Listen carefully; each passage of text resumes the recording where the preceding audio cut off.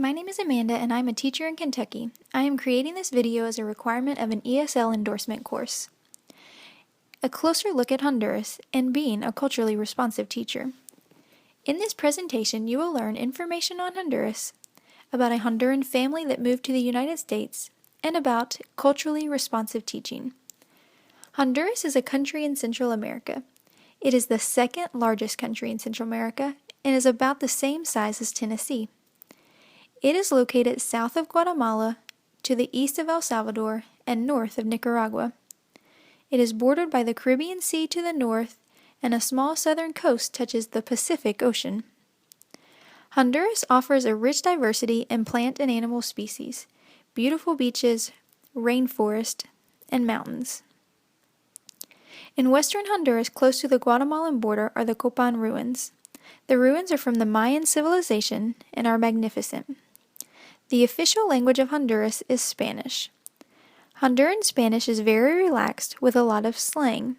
Some common vocabulary you will hear in Honduras, but possibly not throughout other Central American countries, are words like puchica, which means wow or shoot, paletas, which refers to a popsicle-type treat, pulperias, which are small stores that are sometimes even in people's houses, codo, which technically means elbow, but is also used for cheap or stingy.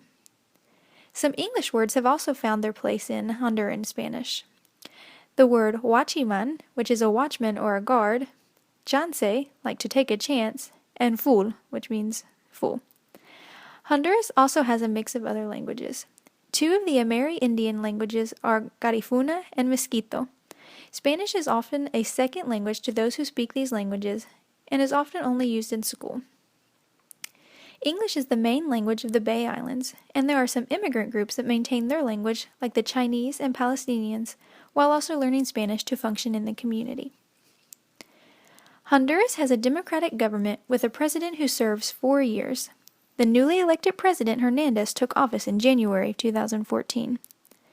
After a 2009 military coup, the ousting of President Zelaya, Honduras has been politically unstable, uncertain, and tense. Coffee is Honduras' largest export. Before the devastating Hurricane Mitch in 1998, bananas were the second largest. These pictures show coffee in multiple stages. It is such a large export that the school calendar is based on coffee harvesting so that children can help their families. Honduras is the second poorest country in Central America. A 2006 issue of Faces, People, Places, and Cultures reported the population as 7.5 million. Of these 7.5 million, many cannot grow enough crops such as corn, beans, and coffee, or collect enough firewood to sell and feed their families. Because of poverty, especially in the rural communities, homes are usually made of adobe and/or simple concrete blocks. The Garifuna live on the coast of Honduras, and their homes are frequently huts built with hay, palm leaves, cement blocks, mud, and sugarcane. Hondurans are warm and gracious people. They call themselves and are often referred to as catrachos. For catrachos, the family is the most important social unit. Identity of individuals is based around the family. Families are generous to one another. Many children have compadres or padrinos, which are similar to godparents. The machismo of males in the Honduran culture is very typical. Some of machismo can be seen in that a man is the sole provider for the family and is very respected. However, there are cases of extreme machismo where the husband feels he has complete authority over wife and children. He may be controlling and/or demanding. Men still have traditional roles in the family. Frequently, men have more than one family, and they do so without shame. If the men are financially taking care of both families, they are seen as being responsible. Sometimes these multiple families are in close proximity, other times they are in areas where the men may occasionally go for work. Gender roles are present at a very young age in Hondurans. Females are thought to be well put together, studious, quiet, pure, and helpers at home, both in the kitchen and with siblings, whereas young boys have the freedom to be more adventurous and rambunctious. Weddings in Honduras vary widely based on the socioeconomic status of the couple. It is common for people in rural areas to never officially have a wedding or be married. Funerals are culturally similar to those of other Central American countries. Family, friends, and neighbors come eat, drink, and stay with the family during the wake. Hondurans believe that the casket should be removed from the house with the feet first, and that the doors of the house be left open so the spirit can follow. Hondurans are quite superstitious.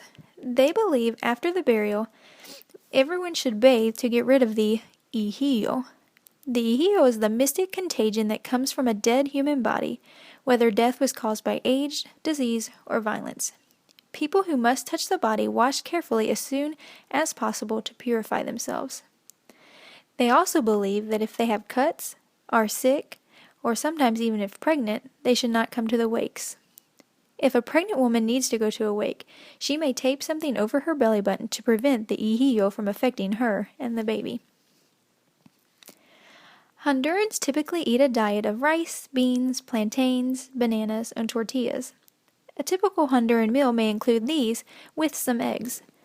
A very popular meal for any time of the day is the Honduran baleada. A baleada is a homemade tortilla with beans, mantequilla, which is like sour cream, a strong cheese, and other toppings, maybe eggs, chicken, or avocado. Honduras could not be discussed without talking about football, the Spanish word for soccer. Honduras has a national team that they support, and there are smaller teams within their country with huge rivalries amongst fans. Hondurans are also known for their celebrations. One big celebration is Noche Buena, which is celebrated on Christmas Eve. Noche Buena starts in the evening on December 24th, where families and neighbors come together. Usually tamales are eaten, fireworks are set off, and small Christmas gifts are given. It is not a quiet family celebration like many Americans are used to. Instead, it is a loud party. On Good Fridays, many remember Christ by making detailed alfombras, the Spanish word for rug or carpet. These carpets are made of colorful sawdust by church groups. They usually depict different stages of the life of Jesus. Many celebrations have parades and lots of food. It is normal for children to dress up in the traditional dresses and perform traditional dances. It wasn't until 1957 that Honduras established a national education system. Before this year, only those who could afford a private education received education. The U.S. Congress reports that more than 40% of the total population and more than 80% in rural areas are illiterate. It is reported that only 43% of students who attend public schools complete the primary level. 30% go to secondary school, and 8% attend university. Public schools go from February to November.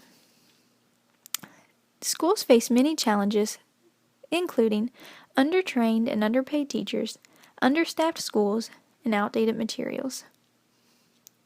One of the biggest taboos in Honduran culture is that of tattoos. Tattoos are normally seen as a sign of being a part of a gang. This picture shows Wilmer Matamoros, an active Mara Salvatrucha gang leader in a prison near Tegucigalpa in Honduras in the year 2006. He admits that he will never retire from the gang. He says for him, the gang is his life, and a member should only leave by death. Many Hondurans believe when they see a tattoo that that person has been or is involved in gangs. Sadly, the quote by Wilmer Matamoros is not rare or shocking to Hondurans. Gang-related violence is in newspapers daily. According to CNN, Honduras has the highest per capita homicide rate in the world, with 90 homicides for every 100,000 people. There is a violent death every 74 minutes in Honduras, and the country has a murder rate more than 4 times higher than Mexico. Children and adolescents make up a very large percentage of the victims. The New York Times quotes Leticia Salomon, a security expert at the National Autonomous University of Honduras, as saying, "The combustible mix of drugs, gangs, arms, has created a very violent element that will kill anybody for any reason. They don't care anymore."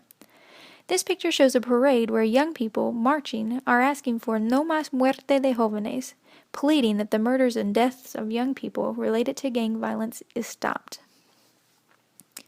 After learning about Honduras, I had the opportunity to interview a family. The Mejia family moved to the United States 7 years ago from the northern coast of Honduras. They were a husband, a wife, and a young daughter. They now live in a very simple and plain house, but they enjoy the safety of Kentucky. The family enjoys both typical Honduran food and American food. As good catrachos, they love to celebrate. They celebrate both American and Honduran holidays. During my interview with them, the mother, Senora Mejia, laughed as she said that Senor Mejia gets 2 days to celebrate Father's Day. The Honduran Father's Day, which is in March, and the American Father's Day in June. But she only gets one Mother's Day. It is the same day in both countries. The Mejias are warm, inviting, and generous people. I enjoyed my time with them. Both Senor and Senora Mejia are the first generation in their family to get an education. Senor Mejia studied law, and Senora Mejia studied business administration. Their oldest daughter, who started school as an English language learner, is now in 5th grade, and gifted and talented, and has received the opportunity to study in an advanced middle school program. The Mejias have a lot of hope. Senor Mejia's biggest hope in life is to simply see his daughters to grow, learn, and achieve whatever their goals are for their lives. He says that he also wishes that he could study law here in America, but the language barrier makes it difficult. Senora Mejia agrees that her hope is that her children will take full advantage of the opportunities given to them. She hopes to one day return to school and study education. So why does this all matter? Teachers should know about their culturally and linguistically diverse students, also known as CLD students. As educators, we should learn about our students, their culture, and work to meet their individual needs in the classroom. As we do this, we are taking the step in the right direction of being culturally responsive teachers. What is culturally responsive teaching? Culturally responsive teaching uses knowledge of culture and prior experiences to connect learners with content. It uses multicultural resources. It uses the strengths of CLD students. It acknowledges their cultural heritages. It connects home and school. Incorporates different instructional strategies to meet the needs of different learning styles, and encourages students to be proud of their culture and the culture of others. Culturally responsive teachers are aware of the backgrounds of their students, take time to research those cultures, understand that students may experience culture shock, and educate themselves on misconceptions of teaching English language learners.